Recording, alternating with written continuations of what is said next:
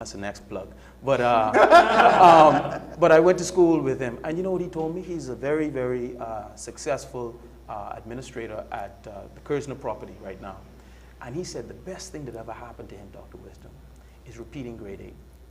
He said, and you know what? This guy was one of the most popular gentlemen or young men at the school at the time. I mean, everybody could tell you, and this guy had he wasn't even called by his real name. That's how popular he was. Everybody knew him. I admire him so much, you know, to be able to stand up and say, failing in 8th grade and having to repeat, it really devastated me at the time. It was an embarrassment. Yes.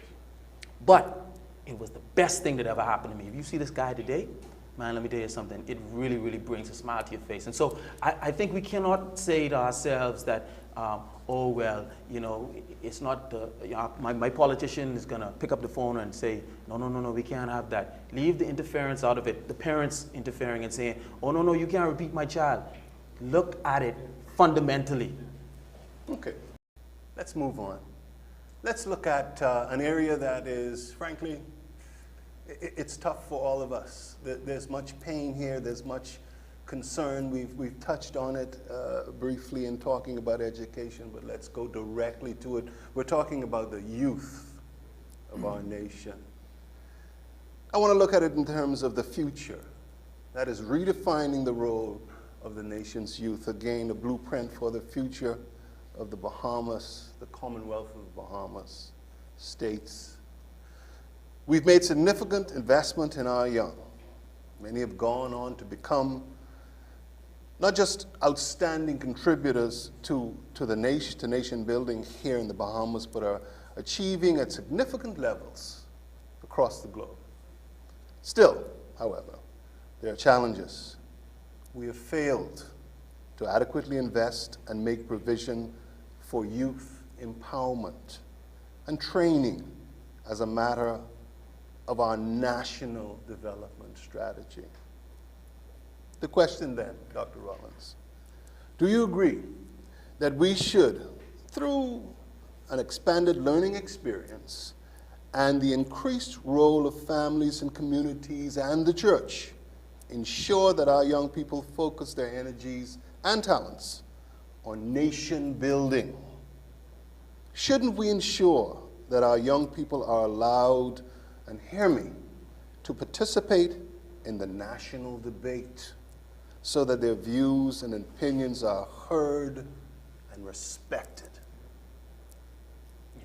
I think that what we have going on here this morning needs to be duplicated in each and every school in this Commonwealth. There should be a core curriculum that speaks to nation building. And obviously, the whole idea is that we're preparing citizens of this nation going forward. But there should be an opportunity for people to exercise their abilities to convey their thoughts on what it means to be a Bahamian, like you always ask all of these successful Bahamians. But what does it mean to the youth? Having them dialogue to exchange ideas, which will at the same time teach them that they too can communicate to properly deal with conflict resolution, which obviously is a major problem right now. But making it cool for people to share ideas at that level. And you know, some schools, they call it family life. Well, obviously we're not talking about family life now. Do it so that we have the discussion at that age level, so that you can talk about all of the issues that are confronting young people in this country, so that they can start dreaming about life after school. And so I think that as far as education is concerned, it doesn't only have to deal with arithmetic and you know, understanding of how to conjugate verbs and all these other things. And you know, the important thing is to understand how what you're doing now is preparing you and your country for the future.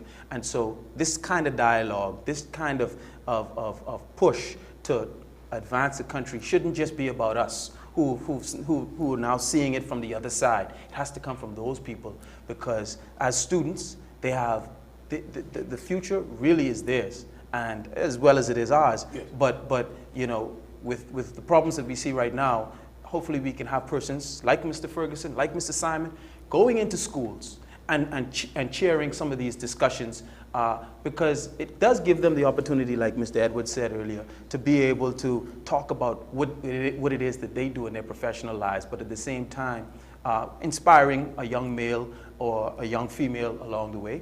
But, you know, giving them a reason to say, you know what, now I can kind of forget about all of the stresses of that accounts class. Let me think about life after school. Okay. And I think that's important. Anastasia?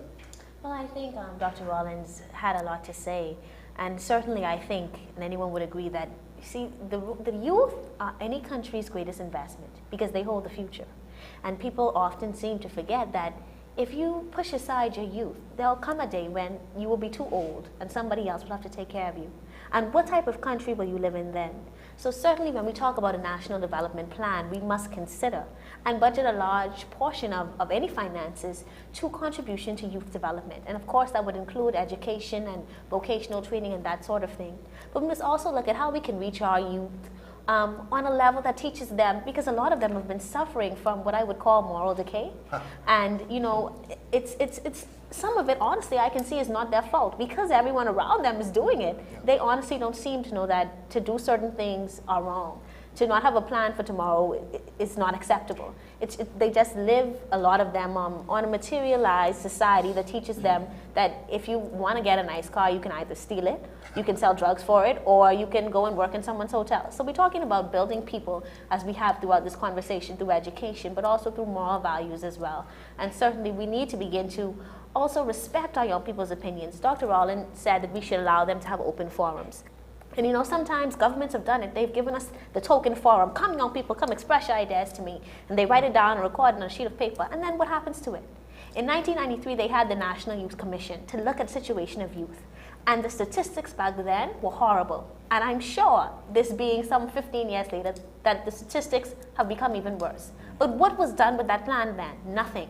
So we need to also put our support behind the government in developing a national youth policy and seeing how that policy can work to suit this national development plan and the future of this country. Phil, you've heard what both Dr. Rollins and Ms. Hyla have said, but again, and you know, it's not been too long for most of us. We know what we were like in high school, just, I mean, as basic as attention span. But in all seriousness, how do you get that person, even in forums, if you could put them together, to understand nation building and their part in it?